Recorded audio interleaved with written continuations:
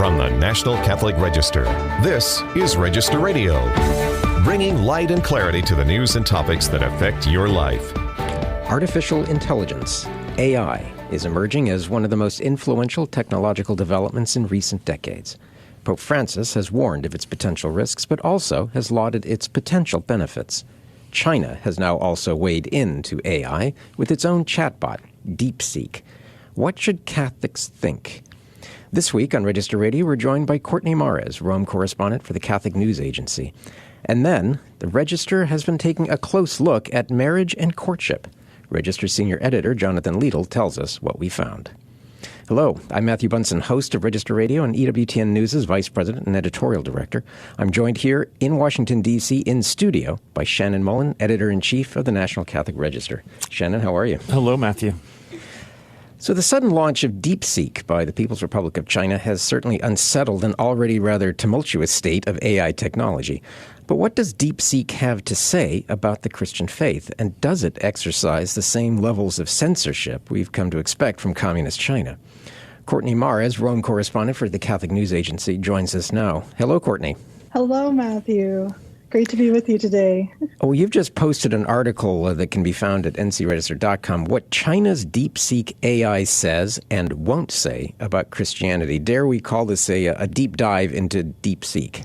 Yes. Like many people, I was very interested reading the headlines about DeepSeek, this new technology that emerged. And I was really curious about the reports of censorship. So that's what kind of sparked the idea for this article, is to see, to what extent does this censorship apply to topics, of Christianity and Catholicism, but even beyond that, religious freedom in China. And so that's what I was able to work on and answer some of those questions in this article. But we're all pretty familiar now with terms like AI, ChatGPT, and of course now DeepSeek. But what exactly are we talking about when we think of an AI chatbot? Well, basically, an AI chatbot is a software application that uses artificial intelligence to simulate human-like conversations and engage users in dialogue.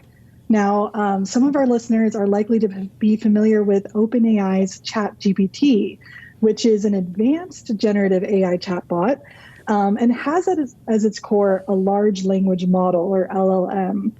LLMs are essentially these deep learning models that are trained on vast amounts of text data that enable them to understand and generate this human-like language. So we've seen now that they can generate general knowledge questions, generate text, solve complex math problems, and actually generate computer programming code. So it's already apparent that the introduction of these new technologies has the potential to be a real game changer in many industries. Courtney, so let's talk about DeepSeek and Christians. You put it through its paces. It was fascinating, the questions and the wording that you used. How did it answer questions about the faith and also about the church in China? Yeah, so given the reports on censorship, I was really curious on how DeepSeek might handle these questions related to Christianity. So together with our Register colleague, Kevin Knight, we ran some tests asking DeepSeek more than 25 questions about Jesus, Catholicism, the Vatican-China deal, the one-child policy, Christian persecution in China, etc. We started with some simple questions. So I want to learn more about Jesus and Christianity. What can you tell me? Where should I go to find out more? And it gave answers you might expect from other AI chatbots. For example, when we asked it about, wanting to become Catholic, DeepSeek recommended doing things like attending Mass, praying the Rosary, reading the Catechism, talking to a priest, joining an RCIA program. So overall, not bad advice. I'd say when things started getting much more interesting was when we asked it questions related to Christianity in China, with the DeepSeek AI RN actually giving advice recommending Christians to avoid sharing your faith in the workplace or online, and to be discreet and maintain a low profile if you don't want to suffer from repercussions in Chinese society or from the Chinese government. So actually, it gave kind of a realistic picture of what it is like to practice the faith in China.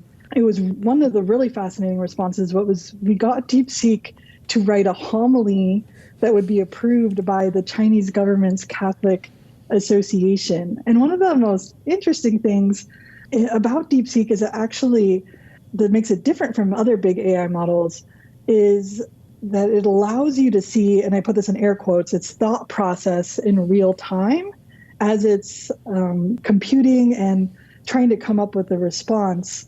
And so it's almost like it reads like this internal dialogue that the AI chatbot is having. And so when thinking about writing the homily that we approved by the Chinese government, it said focus on generic themes like love, service, social responsibility in a way that integrates the faith with socialist values. So really interesting, this AI bot with kind of some CCP, Chinese Communist Party flair. Of course, what's really been in the news is censorship with DeepSeek, and our test was no exception.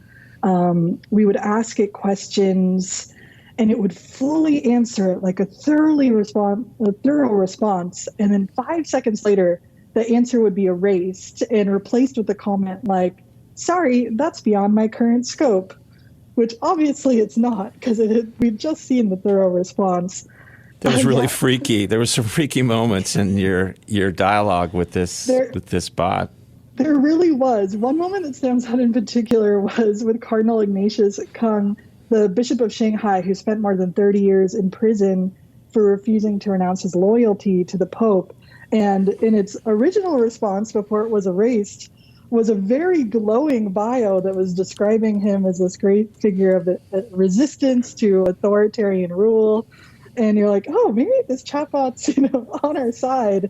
But then the censorship kicked in. We also saw censorship with topics related to the Vatican-China deal, churches being demolished in China, restrictions on pilgrimages to places like Our Lady of Shenzhen and Shanghai. But in some cases, we, like many others we've seen online, we were able to find some workarounds by wording questions differently to kind of get around the censorship. I want to jump back briefly. So it sounds like this is reasonably competent in terms of theological questions. What was your assessment of those to the degree, at least before they were censored, or to the degree that you saw that? Yeah, one of the reasons why DeepSeek R1 has really been making waves is that it really is, in its base model, a good AI LLM in terms of it's very efficient. I heard one tech expert share the statistic that,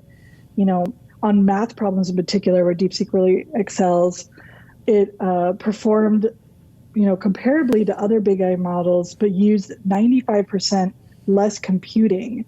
So it is a good model, and I think that's why it was such a disruption, to the whole industry in the United States and the AI industry. I mean, I feel like, we with the direction that our test went, we ended up asking it more about these topics that we knew to be sensitive. But I almost think we could do a follow-up and go deeper on topics of Thomism or encyclicals or the Catholic intellectual tradition and test it out even more.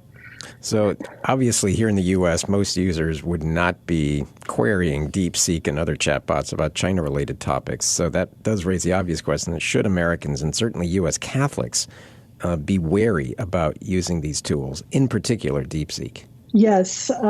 I'd say when it comes to any technology coming out of China, yes, U.S. Catholics, Americans should exercise caution when using AI chatbots, especially if you're using the DeepSeek website. If you're using the DeepSeek website, there's a good chance that your data is going to China, and so there's obvious concerns about data privacy and security. However, I will add that because DeepSeek is open source, other individuals and companies have been able to use this AI model and build upon this technology in any way that they want. So we saw, for example, the American AI company Perplexity AI just announced that it's using the DeepSeek RN model, but it's running exclusively in secure data centers located in the United States. So all the processing of the user's data when using this AI company using the model happens within U.S. territory. So perhaps there is a way to, use this new technology that we have without it being, this cause for concern. Of course, we have already seen some legislation and restrictions on it. Notably, you cannot download DeepSeek anymore in Italy or Ireland and a couple of other European nations. Right. Yeah, so TikTok, DeepSeek, a lot of interesting Chinese products. We have to have you back at some point because I know you're going to be following up with DeepSeek. And I'm eager to hear what this looks like in about 6 months.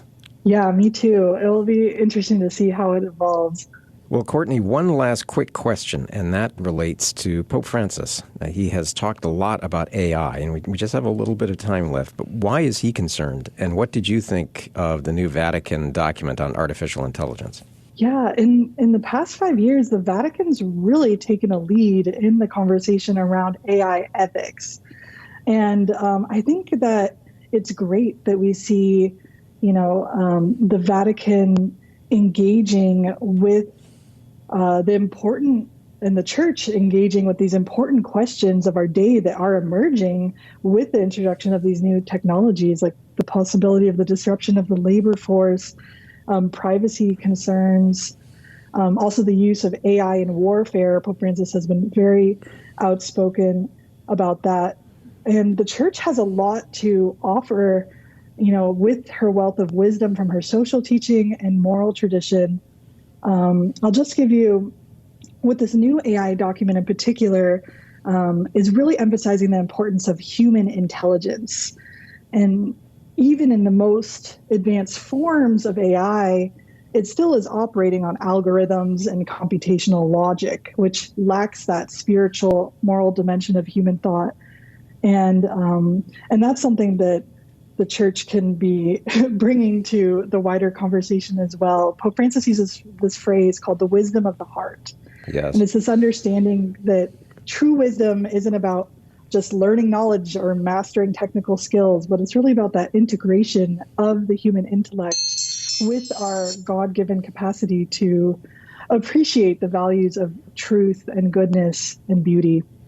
Well, we're going to have to leave it there. But Courtney, thank you for your work on this. And like I was saying, I look forward to reading what DeepSeek looks like in a couple of months and having you back on. Sounds good. Thank you. Well, you're listening to Register Radio here on EWTN Radio. Next, we're going to take a look at marriage and courtship. Stay tuned to Register Radio.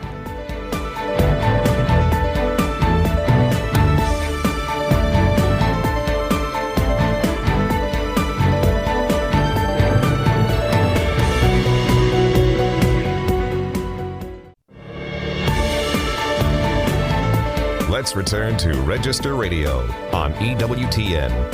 And welcome back. I'm Matthew Bunson, here with Shannon Mullen, Editor-in-Chief of the National Catholic Register. And we're joined by Register Senior Editor Jonathan Liedl, who has just completed a rather large and important project looking at marriage and courtship today. Welcome, Jonathan. Welcome back. Great to be with you, Matthew. Well, this is, to me, a fascinating project, and I'm eager to hear from both you and Shannon because I know that you collaborated so closely on this. It's a research project, it's a story project, but what was the motivation to sort of drill down into courtship, marriage, and everything in today's culture?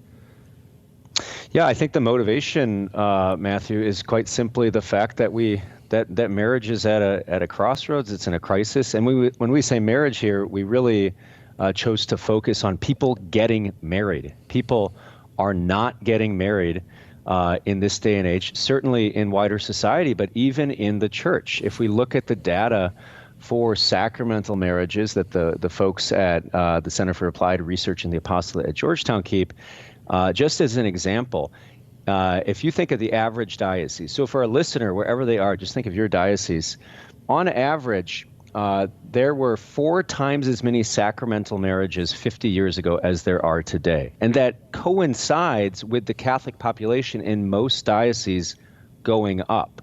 So you have, just think about that number. So it's like 50 years ago, if you were in a diocese that had 4,000 sacramental marriages in a year. The equivalent today is 1,000. So just an incredible drop off a cliff, really. I mean, it's not off a cliff because you look at the graph and it's been very steadily going down. And we just think of the impact that people not getting married, and especially people not getting married in the church, sacramentally married, and then committing to raise their children and their family as Catholics, the impact that has on everything from our parishes, everything, including our Catholic schools.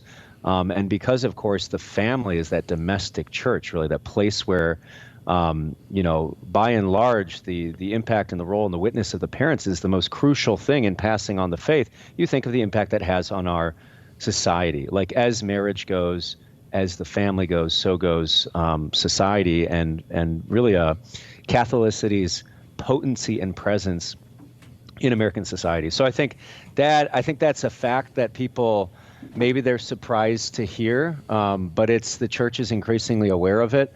And then anecdotally, if I can, I mean, I'm 35 by the grace of God. Really, I'm on my way. I'm engaged to be married, but I have a lot of friends who are in their 30s or even older or younger who desire to be married and aren't married, right? And there are a lot of factors that are affecting that, and the reason why. So we just wanted to take a look at the issue and not just be all doomsday and gloomy, but really say, what's the problem? What already are we seeing the church do to address it? And how can we help more Catholics to I do, right? How can we help people get married if that is, in fact, the vocation they've discerned God's given to them? Yeah, and Shannon, so here we have this problem.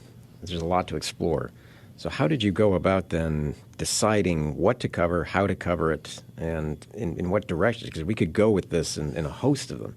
Yeah, a lot of what Jonathan and I did was just keep narrowing the focus, because marriage is a big topic. What about marriages in crisis and the problem of divorce, the struggles that are involved in married life. And we really just wanted to focus on getting people in the door.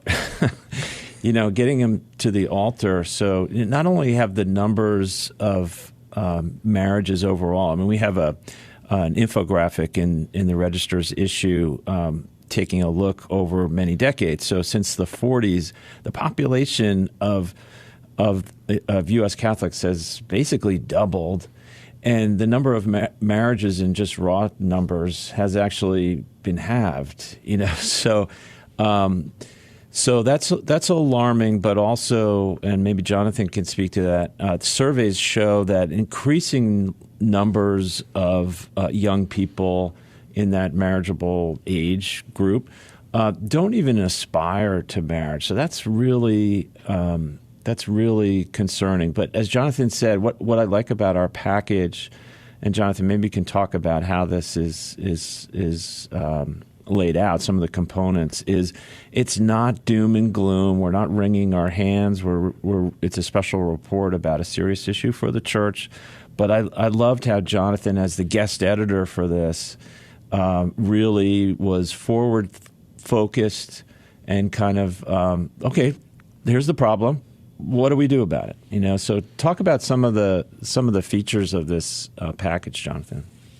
Yeah, absolutely. Well, I think you kind of laid out the mindset there, Shannon. I think it's, first of all, addressing the problem soberly. And I think for some of our readers who aren't of dating age, like, it really, I think, is helpful sometimes to hear from the lived experience of people in that demographic, Catholics, faithful Catholics who are desiring marriage, and just hearing why that's so difficult, all the different cultural reasons, social reasons, and even unique kind of Catholic challenges that in this moment right now that make dating difficult.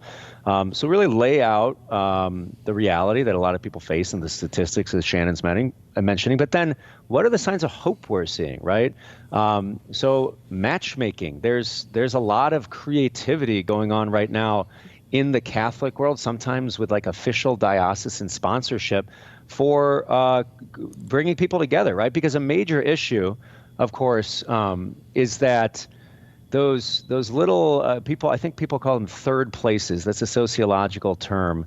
So not work, not the home, but these other places that are kind of in between, community organization, a friend group, a parish, and the social hall at the parish. Those are really not the same nowadays as they were decades ago, right? Like, so your chances of meeting people with similar values are a lot less, just based off the demise of those kinds of places and the rise to life in the digital sphere. So we, had a whole big feature story by Liz Hansen taking a look at what creatively are people doing to bring these Catholics together. Some people are taking advantage of digital platforms to do that. But then, we have parishes that are holding sock hops or Valentine's Day swing dancing, which I know is coming up in my old Archdiocese of St. Paul, Minneapolis at St. Mark's. And I know couples who have met through that. So the point is, you've got to do something. You've got to be intentional. You've got to be creative. It's not going to solve itself on its own. And the church is actively involved in that.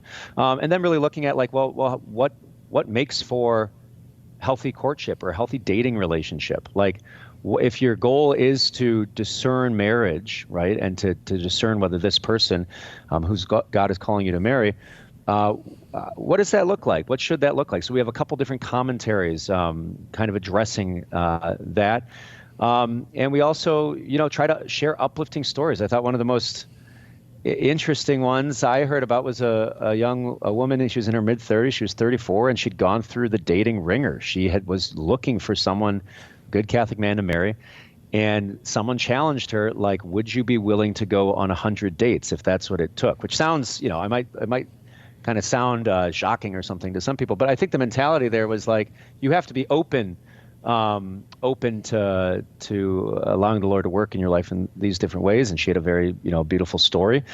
And then even marriage prep, how marriage preparation, once a couple reaches engagement, like how is the church like really helping them have the best foundation for entering into the sacrament of marriage in a strong and faithful and, God willing, fruitful way. So I think the way Shannon and I kind of talked about it is like, if the goal is to get Catholics to I do, help more people get married, what are the different steps along the way, right? From helping people meet each other, to helping people form good and healthy relationships, to then, helping people prepare to get married. So that's kind of, we thought about it, I think, in many ways in that kind of step-by-step kind of way, and said, well, what are the stories we can tell along these different points? So this was a somewhat providential assignment for you, given, as you mentioned, your recent very happy news.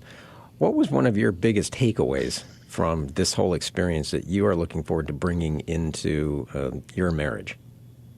Yeah, that's a good question, Matthew. I mean, I think there is this expression that I think people use, and I think it came up in one of the articles, that it only takes one. And so, and by that, I mean, I think I share it as a word of encouragement to those who are confident that God has called them to marriage, but have been discouraged by their experiences thus far, is to not lose heart.